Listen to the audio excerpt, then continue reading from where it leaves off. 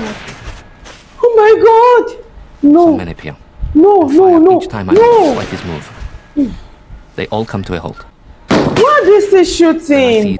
This is so sad and heartbreaking. Yes. What became the Squadron diary? Hello guys, welcome back to our channel. My name is Gloria and she's Dara. So today we are bringing you back to Poland. You're coming back to Poland with us. So, so today's video is amazing. It's the bloody foreigner untold story of Britain. And we hope this video today is going to be very entertaining, very educative. And we are going to learn a lot about We Poland. can't wait to check it out. Thank you. Well, before then, please do well to hit the subscribe button. It will go a long way. And if you eventually enjoy the video, give us a big thumbs up. Without wasting much of your time, let's get right into the video. Britain, an island nation. We've withstood invasion and foreign influence for centuries, or so we like to think. But look a little closer, and you'll find that those who sailed our ships, fought our battles, and forged our identity weren't always British. Bloody foreigners. If you go to Trafalgar Square, you go to Nelson's Column, and you look closely, you will see a black sailor. Allied fighter! Always pirate! This series tells the story of 4 iconic events from a surprising new angle that will alter the way we view our history. The Untold Battle of Britain. Okay, let's see. In the summer of 1940, a desperate battle raged in the skies of England. If Britain lost, Hitler would invade. At the heart of the fight was one remarkable squadron. Brave, rebellious, unconventional. 303 Squadron shot down twice as many Germans and boasted one of the Battle of Britain's greatest aces. The pilots kept a record of their exploits in a unique diary. But it isn't written in English. Oh my God. Allied fighter! Always pirate! 303 Squadron was made up of Poles who came here to fight for freedom and help change the course of British history. Oh my God. How in hell do you think you're gonna fight the Germans if you can't even fly the ruddy aeroplane? My men did not come all this way to sit around learning English. Using the accounts of the squadron aces, the testimony of the pilots who knew them, Man, it's 12 o'clock! this is the untold story of the Battle of Britain. Wow, June 1940. Wow. It's interesting. Only the English Channel and a few hundred RAF pilots stood between Britain and invasion. My God. Now Adolf Hitler stood just as Napoleon had stood more than 100 years before. As Britain prepared to fight to the death, thousands of Polish servicemen came here, the last free country in Europe. We knew that England would continue fighting, you see, and we could sort of join them. They had fled their homeland and crossed Europe. Now the Poles had only one desire: to fight the Germans. Our country was defeated. We wanted it back. The commitment was total. The Poles were eager to fight. Britain was short of pilots. There was just one problem. Next. None of them spoke the language. The only English words we knew were yes and no. Wow. The only Language problem barrier. was knowing which to use. Jan Zumbach had qualified as a pilot 2 years earlier and already seen action in France. Have you typhus? He described the obstacles he and his fellow airmen faced in his memoir. Have you migraine? Imagine being in a land where you don't even understand the language at all. It's really scary. Really scary. Honestly. Because you may actually be wanting to say something positive, and then you can't even express yourself. You can't even say it. You can't. We were continually at cross purposes with the British officials. Have you TB? A friend of mine had just about run out of patience when one doctor solemnly inquired, He Have you doesn't had understand. Had VD? Had VD? What's that? so he took a chance. Answered, Yes. I must promptly hold off for a vigorous massage of the prostate. Examination, please. But they couldn't understand what we were saying, and I'm quite certain we couldn't understand what they were saying, because I myself didn't know a word of English. And that was a great barrier, both socially and, more important, operationally. But Britain was desperate. On July the 22nd, 303 Polish Squadron was formed at London's RAF Northolt. To overcome the language barrier, its pilots were placed under English-speaking commanders. Captain John Kent, an experienced Canadian pilot, recalled his reaction at having to chaperone the Poles in his autobiography. It was just about the last straw to find myself posted to a foreign squadron that had not even been formed.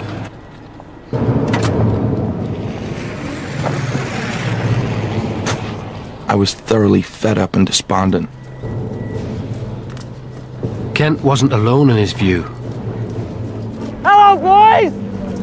They didn't think we really have any stomach for fight anymore. That we are a spent force, and that we are an embarrassment and a burden. Out of all the Poles, only 2 of them have any English at all. Kent's commanding officer was Ronald Kellett. It was his job to turn 303 into a fighting force. Come on, boys. The men are being taught basic operational vocabulary. All I know about the Polish Air Force is that they lasted 3 days against the Luftwaffe. Well, let's hope we can make them shine more brightly operating from England.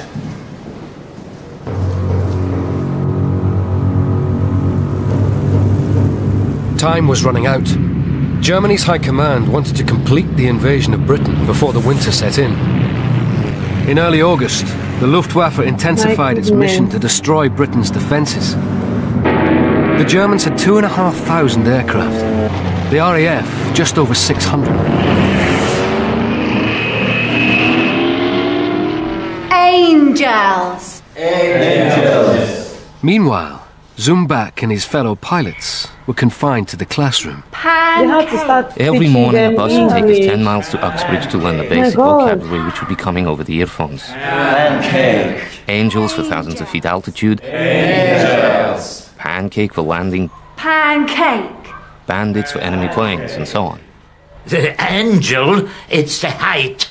You see, those in thousands, usually. Bandits. Bandits. After 3 or 4 weeks of very intense classes, my vocabulary was good enough to, say, read a paper, but I couldn't pronounce it. This is a really scary experience. Captain John Kent came up with his very own strategy to vault the language barrier. Aeroplane. Air-o-plane. Samolot. I had to learn some Polish. Samolot. I went round the aircraft giving English names for the various parts and getting the Polish in return. Wing. Skrzydła. Shid. Skrzydło. Gradually, I worked out a complete procedure in Polish and had it all written down phonetically on my knee pad. It worked very well and amused the Poles a lot. Kent? Yes. No. Kentowski. Kentowski. Just one more chance. Despite Kentowski's efforts, the Poles were increasingly frustrated. Each night I say a little prayer for. It was almost a year since they'd fled Poland. But instead of flying fighters, the British commander Kellett had them training on bicycles. Poles wanted to go to battle straight away, and Kellett didn't want to allow it until they were ready to cope with the radio communications and so forth. Zumbach was starting to doubt he would ever get back in the war. Child's play. If the British are wasting so much time with their childish exercises, when all of us have already won ours, how long is it going to take them to train up their young recruits from scratch? And would I eventually get an enemy in my sights before he won the war?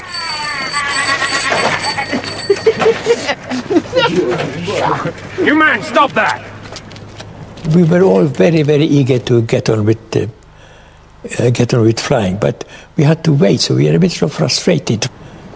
Listen, you're here to train for battle with the Germans and not to fool around and argue with each other. So when exactly... So why exactly were they giving bicycles to train with? Were they giving those bicycles? I think the video said they prefer to train with bicycles. Oh, okay. This is overwhelming. I don't know. Very. Let's just continue. Will my men start training in hurricanes? Witold Urbanowicz was a legendary Polish flying instructor, desperate to get his pilots back in action.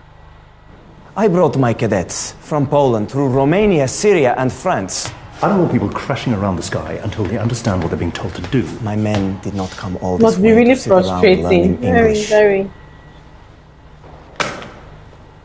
There's nothing more that we can show the Poles on trainers. Very well.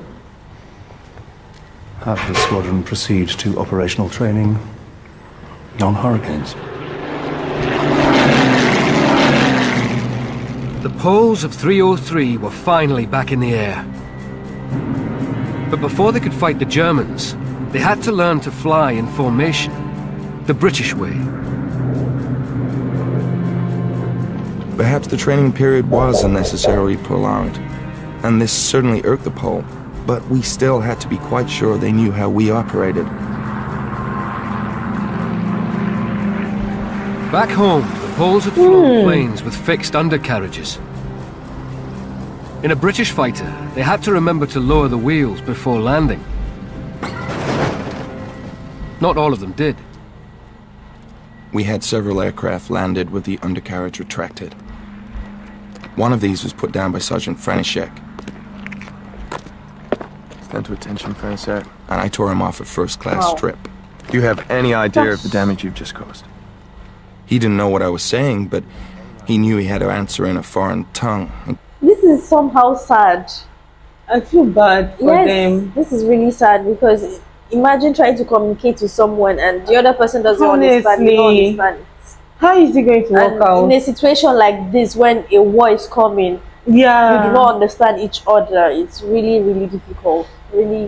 I mean, it must be really frustrating. Very, very. Oh, I can't even imagine. Let's just see what happened.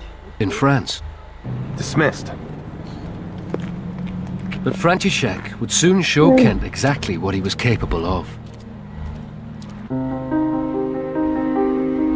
By mid-August 1940, Britain had lost half its frontline pilots. The saying was that if you lasted the first week of an operational tour, you're probably quite safe. The British believed the German invasion was just weeks away. My goodness! With recruits as young as 18 being killed quicker than they could be trained, the RAF was losing the battle for Britain. There were chaps who have flown, for example, 15 hours and they were thrown into the battle. A lot of them didn't come back from their first flight. My goodness. Despite this, the experienced Poles of 303 were still not cleared for action.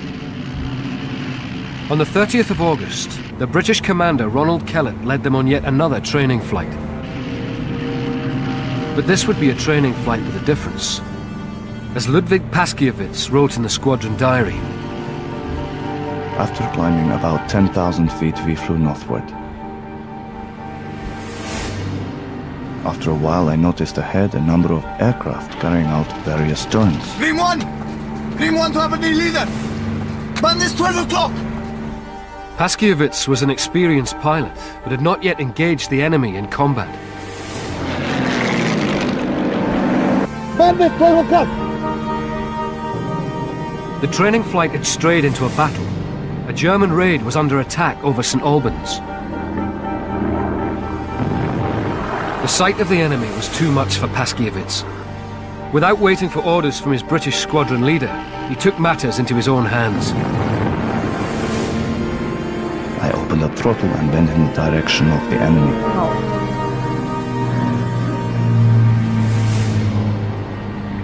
my goodness. Just at my own altitude and moment, turning in my direction.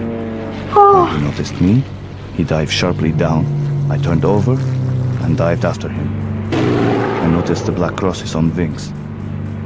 Then I aimed at the fuselage and opened fire from about 200 yards, later transferring it to the port engine, which I set on fire. I drew very close, and I gave him another burst. This is so scary. Almost 1 year after the invasion of Poland, Ludwik Paskiewicz claimed 303's first victory against the Germans. He hit the ground without pulling out of dive and burst into flames. I have fired at enemy aircraft He burst into flames in my life. Training flights are precisely that. Training flights. Oh, that means you don't go gallivanting around the sky shooting up Germans. The safety of your squadron is your first consideration.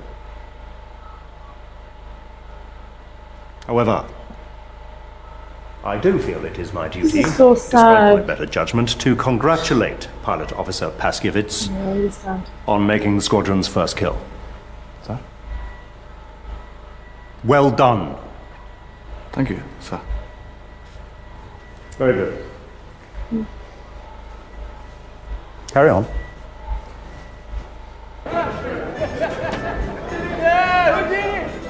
Although he had already been in action in Poland and France, it was Paskiewicz's first kill. He was hugely elated, and so were we. Under the circumstance, sir, I do think that we might call them operational. That night, Kellett put in a call to Fighter Command. Thank you, sir. The Poles were back in the war. 303's first operational day marked a bitter anniversary. It was exactly a year ago that the Germans had invaded Poland. Naturally, every pilot wanted to share the honor of the first battle. We had to draw lots for the different flights. I was lucky enough to draw the short straw. We're flying some back. Our aim was this is a true life incident. And to fight. We're not fighting for They are now old. England or France. Thank God they made it alive. For our country. The pilots knew full well what Nazi invasion meant. In Poland, the wholesale destruction of a people was underway. Wow. This is really sad. Really sad.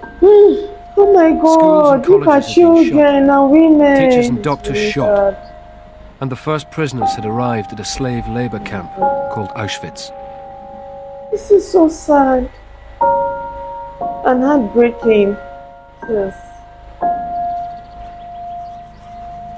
Since leaving Poland, Miroslav Feric had made it his duty to keep a record of events in what became the Squadron Diary. We are surprised that Adolf isn't taking advantage of this beautiful weather. You'd think he'd be bombing so hard you could hear echoes across the island. But it hasn't started. It was Feric, you see, that kept the diary. And he would invite other pilots to make a contribution. Well, I was never invited to that. You see, I was too small of a little minnow, you see, among the aces. What's going on? Maybe it's a lack of personnel. He's planning something.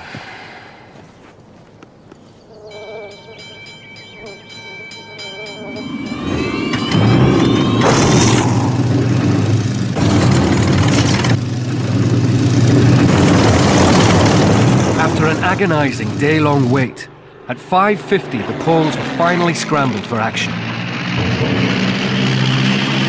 Fighter Command radar detected 200 German aircraft crossing the channel. Red leader! Bandits, 2 o'clock! 303 was about to be tested in battle for the first time. Pick the targets and go get them! Feric had fought the Germans in Poland in outdated aircraft. Now he experienced his first dogfight with the enemy in a modern British fighter. I caught up with him easily. He grew in my sights until his fuselage filled the whole luminous circle. It was certainly time to fire. I did so, quite calmly, and was not even excited, rather puzzled and surprised to find that it was so easy.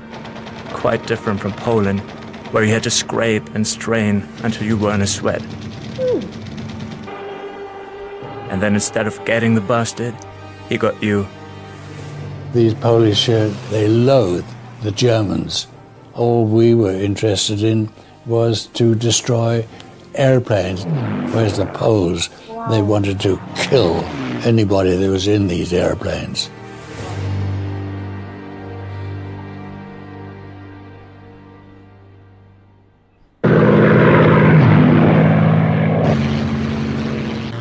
In less than 15 minutes of furious vengeance, each of the 6 pilots of Kellett's flight had shot down a Messerschmitt. Witold Urbanowicz recorded their spectacular first day in the squadron diary.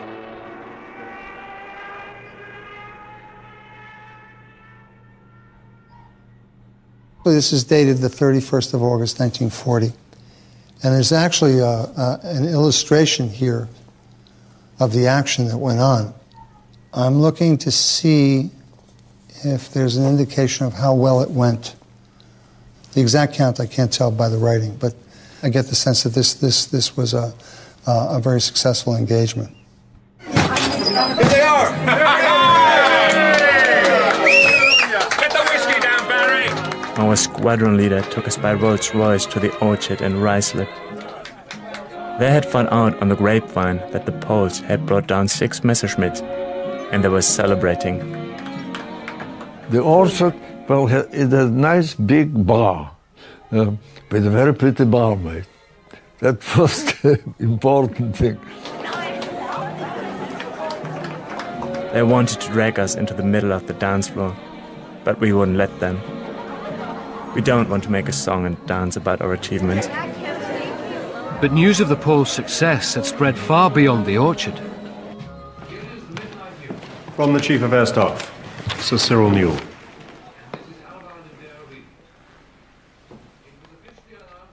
Magnificent fighting, 303 Squadron. I'm delighted. The enemy has shown that Polish pilots definitely on top. Congratulations. 303 Squadron has opened its account with a vengeance.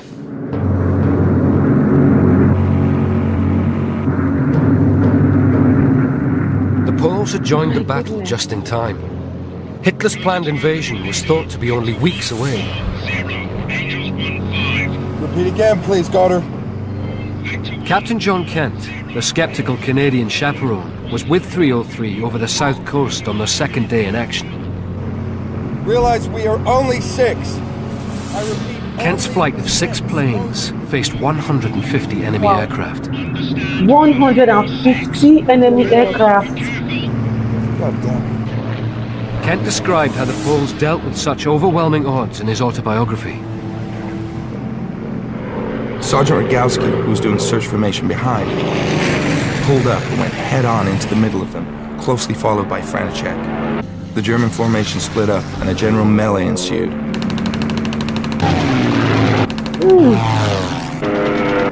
Kent watched amazed as the Poles flew head-on at the enemy bombers.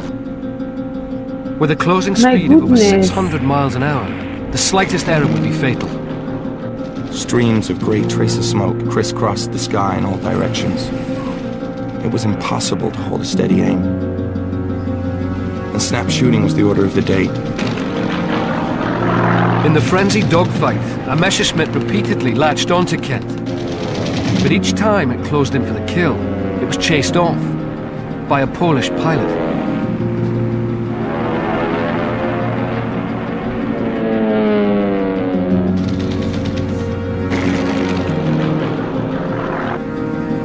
Kent was certain of one thing. The Poles hadn't learned to fly like this in England.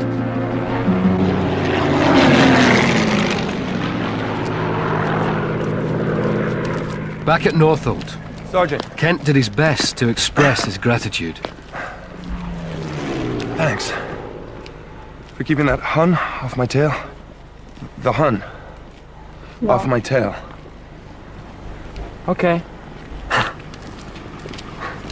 Got one Messerschmitt. 6. But not all of 303 had returned to base. In defiance of orders, Joseph František and another pilot were harrying Germans all the way back to France.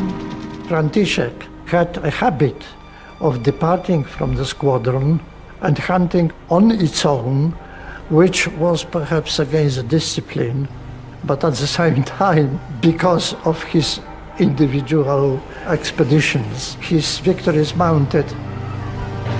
František, a Czech pilot who had joined the Poles when his own country surrendered, was well on his way to becoming one of Britain's highest-scoring aces.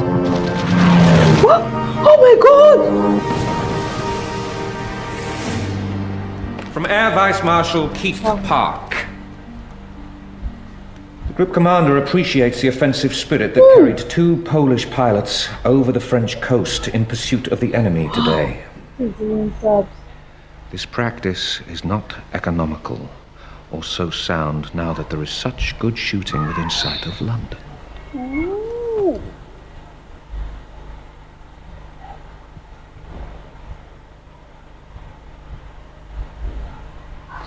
I literally have goosebumps all over me. My God. I'm killing Germans. Many excellent pilots have died due to lack of discipline. Do you want to become one of them? I fly alone.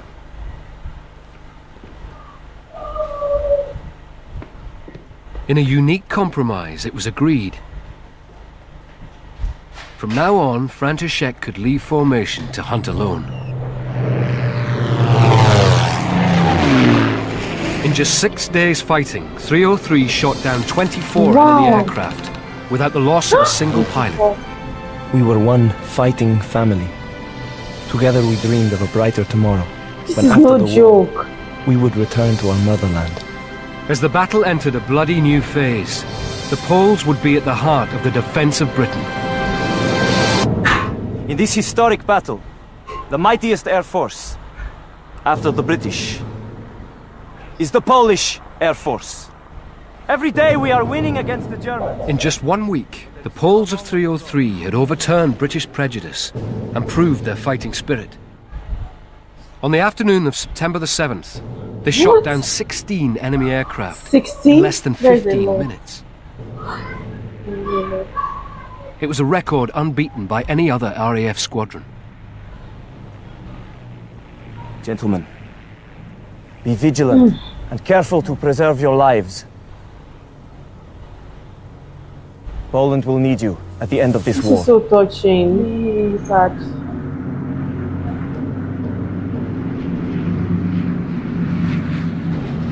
That same day, the German war machine unleashed its fury on a new target, London.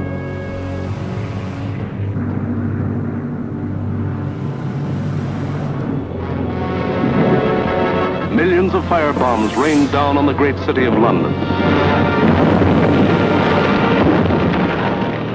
Hitler's planned invasion was imminent. In preparation, the Luftwaffe attempted to smash the spirit of the British people. As he flew over the capital, 303's Canadian captain John Kent witnessed the aftermath of the first day of the Blitz. I could see the fires that the Luftwaffe had started on this, the first raid on London. I had not realized that I could feel so deeply. But at that moment, I would have butchered any German I could lay my hands on. I was beginning to understand the attitude of the Poles. They're very much like us.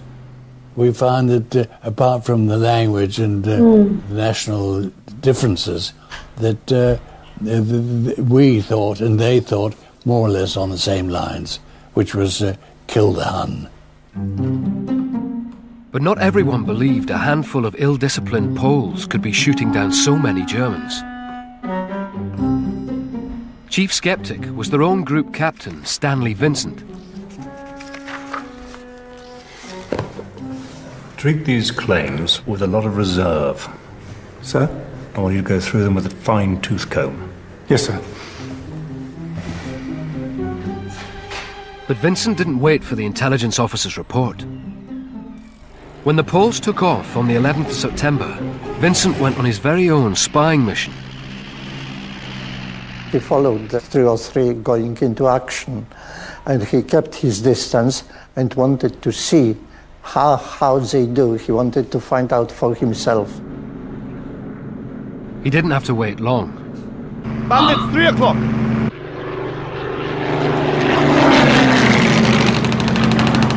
A veteran of the First World War, Vincent had never seen flying like this. The Poles had jumped in on the scattered individuals and oh my goodness! full of burning aircraft, parachutes and pieces of disintegrating wings. It was so rapid, it was staggering. The British trained pilots to fire from around 400 yards. The more experienced Poles were able to fly to within 100 yards before they opened fire. The effect was devastating. I think anybody who was keen, and they were, and some of us were keener than others, was the closer you got in, the better. A bomber aeroplane is quite a large target when you get that close. Every time Vincent tried to get a German in his sights, a Pole dived in front of him and shot down his target. Vincent was transformed, from skeptic to believer. I told Wilkins that what they claimed they did indeed get. Any luck, sir? My God, they're doing it. Sir? Scramble! The success of 303 Polish Squadron was becoming a powerful weapon of British propaganda. Squadron leader Urbanovich is watching his boys getting into formation. It'll be known within an hour or so whether a German plane has been shot down, or maybe 2 or 3 or even more Germans. Good luck.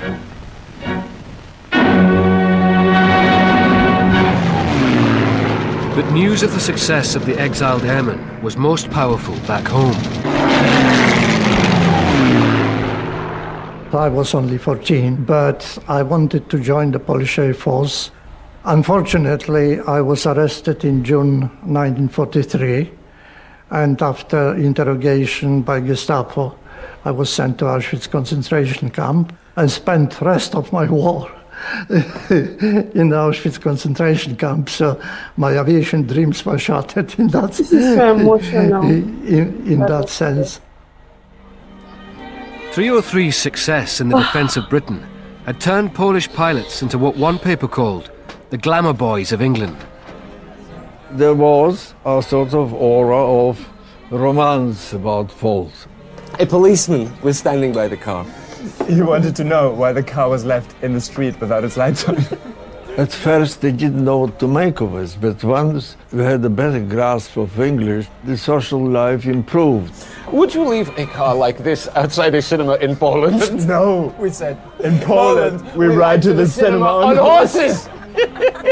They all had the finest reputation. Bowing and the kissing of hands, which I mean was completely unknown. To some English people it seemed over the top, and it also seemed if they did that sort of thing, could they be trusted? My name is Jan Zombak. The girls were nice and friendly, and so were their mothers. Would you like to dance? And fathers, well, fathers were absent, most of them.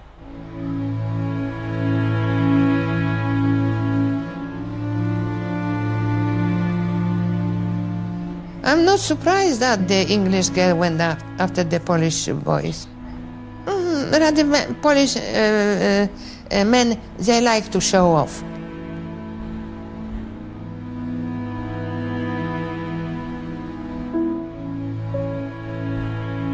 She put her record on and clung even tighter than she had on the dance floor.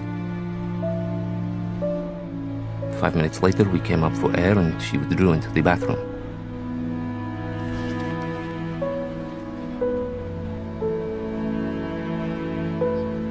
Zumbak discovered it wasn't just the pilots of 303 keeping a diary of their exploits. Even my limited English vocabulary was equal to this kind of subject matter, especially with the clues provided by the names of several members of my squadron. She had awarded them high marks in contrast to her rather disparaging assessment of her own countrymen.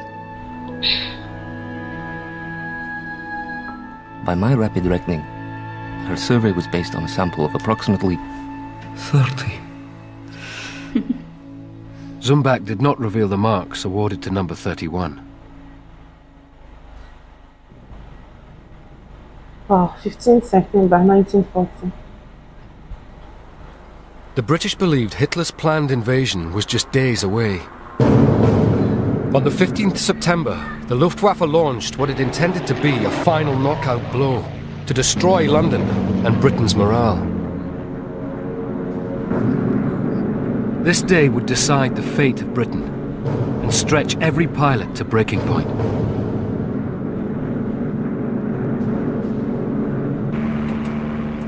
A 400-strong enemy armada crossed the Channel. At 11:15, the Poles were scrambled and thrown into battle. I had shot down a Donier, then had to hide in the clouds with a bunch of Messerschmitts in hot pursuit.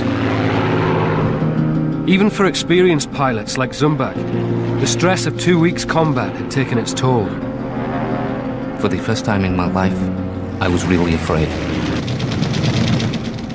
The fear makes everybody cautious. So a degree of fear is a good thing. The important thing is to overcome the fear.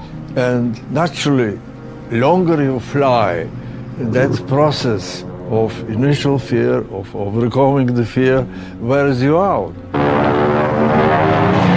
Everybody was afraid at one time or another. You don't know what the hell is going to happen, where are you going, and how the other side will react. Seconds seem to pass like minutes.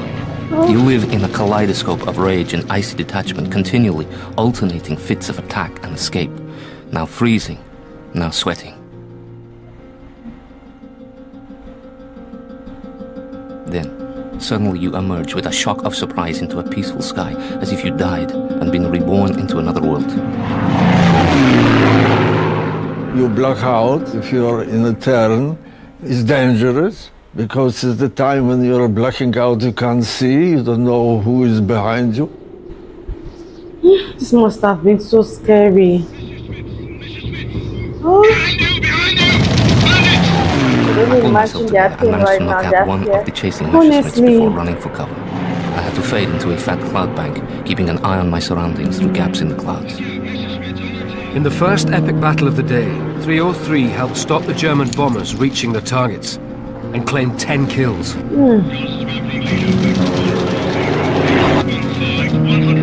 But the squadron joker, Zumbak, was to run out of luck. Messerschmitt especially used to come in, dive, and out.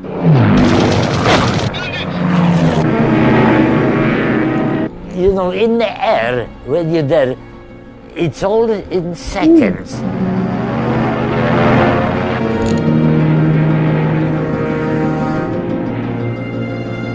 Oh, I've been hit several times, but I've been down twice, only twice.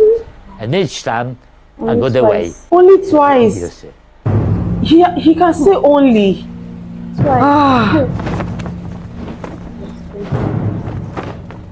It's bound to be France, I told myself. You're as good as in prison. I carefully fold my parachute, feeling pleased with myself for having kept hold of the ripcord. The sign of a cool head.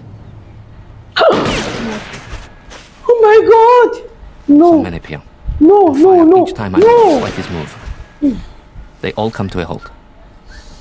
Except for one man who approaches with a peculiar weaving walk. Oh my God. He's pissed, I think. So, I took out my pistol, held it at arm's length, and threw it away. What is this shooting? Then I see his uniform. It's British.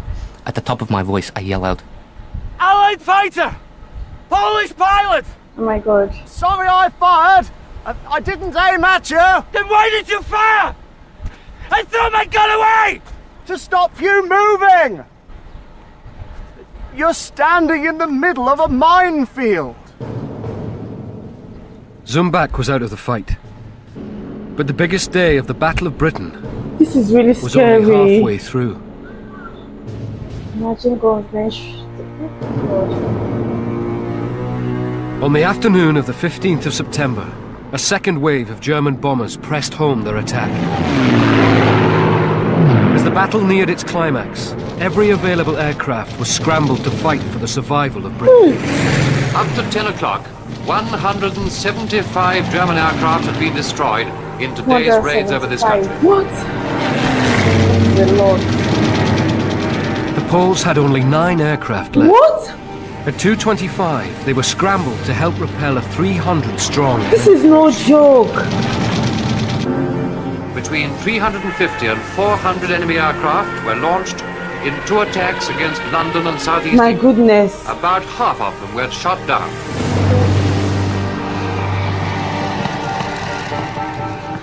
Only 7 aircraft made it back to Northolt. 5 were so badly shot up, Kellett said they were fit only for scrap. Today was the most costly for the German Air Force for nearly a month. Against immeasurable odds, the RAF held its own. The losses were so high that Luftwaffe High Command realized that they won't be able to achieve air supremacy. His plan to break Britain from the air had failed. 2 days later, Hitler postponed the invasion. That same day, Joseph František, who hunted alone, became the first 303 pilot to receive a British medal for bravery. Wow. This pilot has taken part in practically every operational flight carried out by this squadron.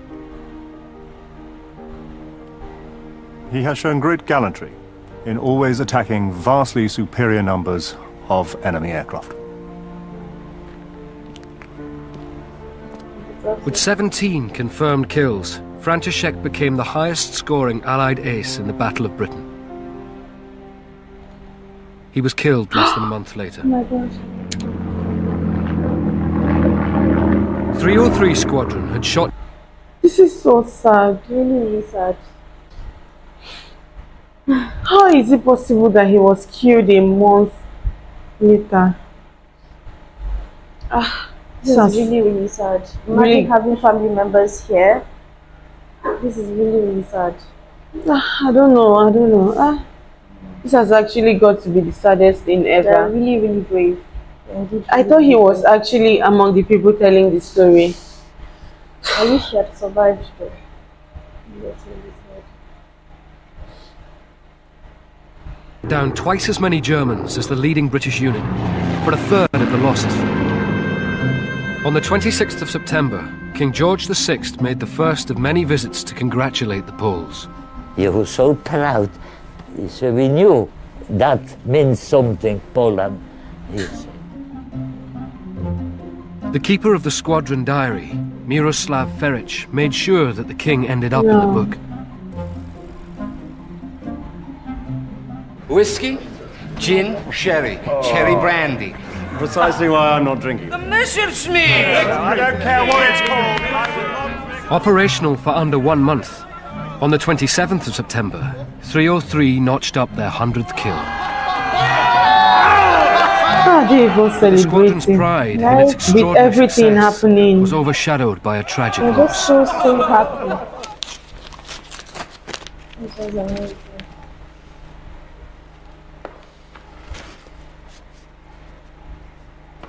They found Pasha.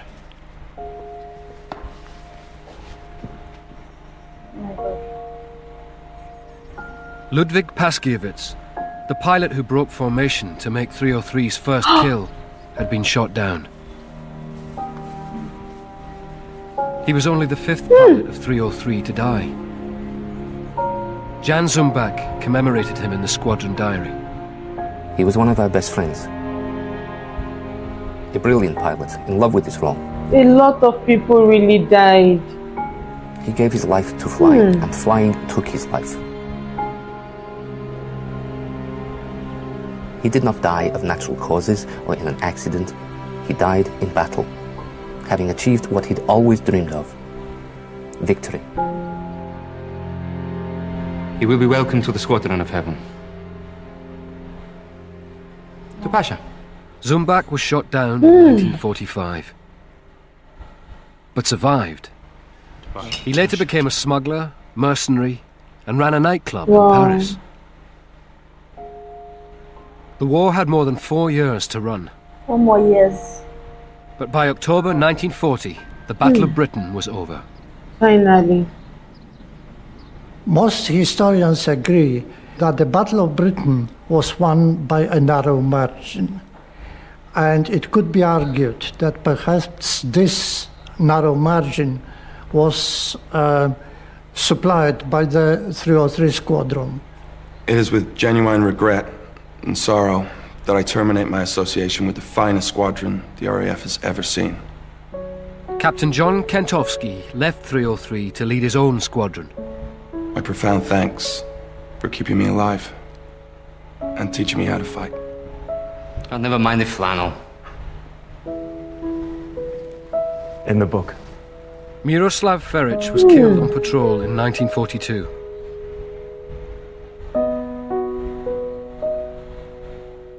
His precious diary was continued in his memory. By the end of the war, the 303 Squadron diary filled 7 volumes.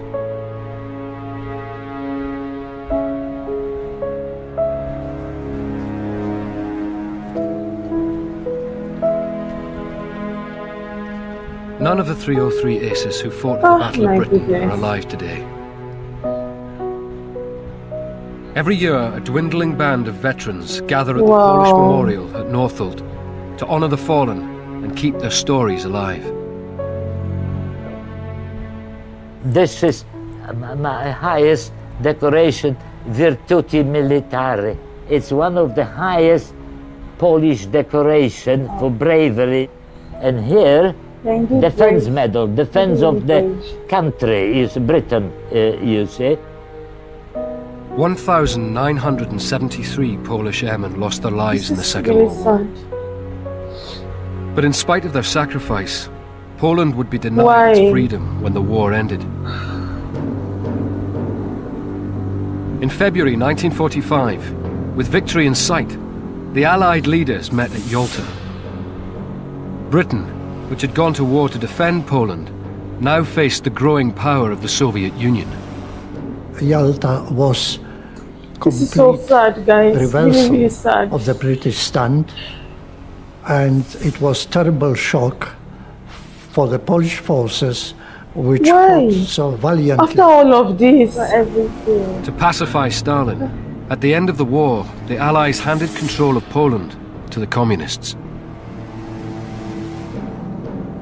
The dream of freedom the Poles had fought and died for was over. The Western Allies won their war. Everybody won, except us. We lost. This has got to be the most sad thing ever. Because in June 1946, Britain held a spectacular Allied victory parade. Czechs, Chinese and Iranians all marched down the Mall past King George VI. But not a single Pole. why? My father was on the sidelines as the parade was going down the mall, not only given no credit for it, but basically being denied existence. It broke his heart. Plain and simple, it broke his heart. Not one of the 200,000 Poles who fought fascism marched with the Allies that day. My Britain goodness. did not invite them. Why? For fear of offending Stalin. We felt that the Allies really betrayed us. We were This is the height of absolutely shocked. betrayal. We were in despair, really, what to do. And what about you, Ivanovich? Do you go back to Poland? The papers are saying you should go home. Rebuild your country. There's no work for you here now. Oh my God. No. You know what brought us to France. And to here. You have won the war. But we have lost it. Witold Urbanowicz did later return to Poland. Accused of spying, he had to flee to America. Other pilots were not so lucky. A lot of my friends did go back, and some of them, or a lot of them actually, made a sticky end. unless you were a communist, there was no future for you. At the end of the war, we were really not wanted in this country anymore. There is so many of us, and we are competing for the jobs.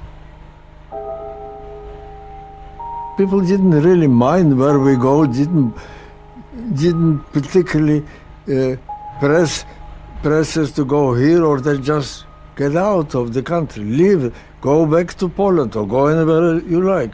I think we never been really welcome by English, really welcome. That for sure.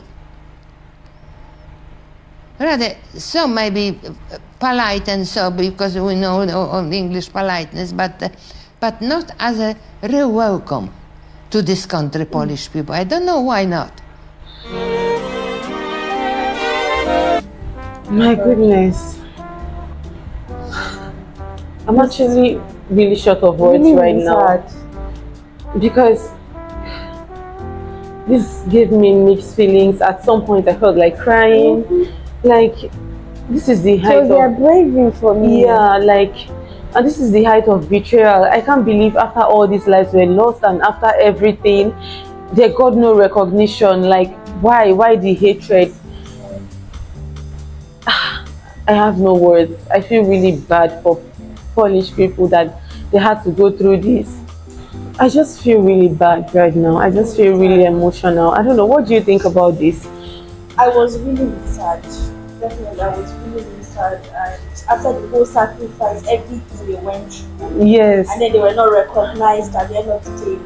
It's just the lives that they lost and all that. And then at the end of the day, they got nothing in return. Like, they were not even acknowledged. Yes. Like, why? And then the soldier that also lost his life, you know, the one that got recognition, then 1 month after he died. Like, I can only imagine the pain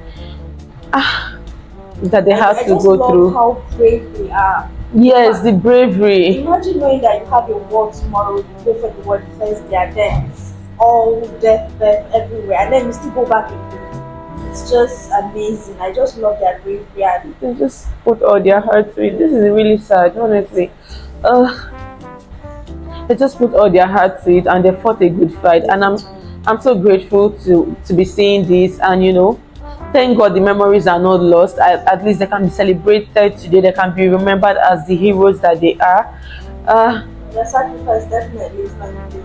Yes, and there is a better Poland today, a country that people strive to be, other countries strive to be like, other countries go there to visit, people from other parts of the world, you know. Poland is a much more better place now. Because of their sacrifice.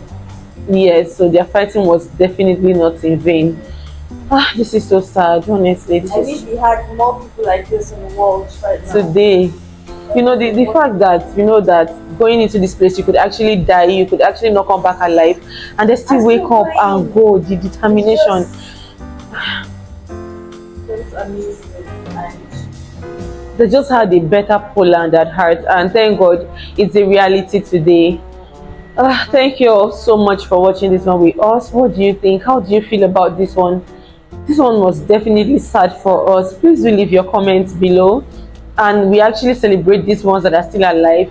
I'm just going to go and check their names again, you know, and read more about this because it's legendary. Please leave your comments below. Tell us what you think. We'd like to read from you. Give us a big thumbs up if you enjoyed our reaction. Share this video with your friends and loved ones. That's the way you can support the channel.